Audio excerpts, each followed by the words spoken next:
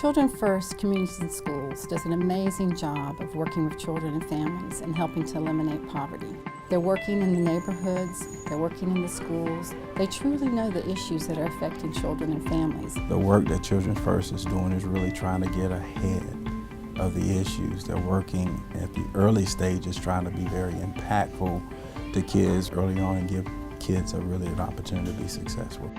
I've served on the board of the Manna Food Bank 3 separate times, and so became intimately involved there with the effect that nutrition and the lack thereof can have on a child that's trying to learn.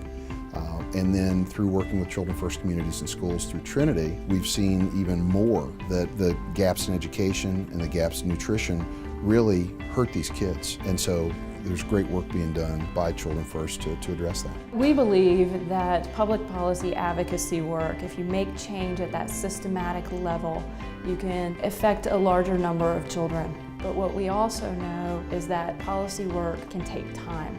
And while we're working on the policy piece, there are children and families that still need help with a food box or help with their rent. Definitely a safe place to be after school, and someone to help guide them so that they're successful in their educational career. Use multiplication. So 42 divided by 42. The kids come in and they're ready to do their work. You know, some kids work all the way through activity time. They miss their fun time because they want to get their work done. They want to do better, they want to succeed in life, and they know getting their work done will help that happen. I encourage everybody to support the advocacy work because we cannot operate if we are not promoting changes. I mean, we can offer all the directed services to our families, but we need to be that voice. Making people aware of the problems that are going on with the youth is very important. But working with Children First in communities and schools gave me a real sense of how policy is made. Service doesn't make sense if you're not also doing advocacy work and policy work.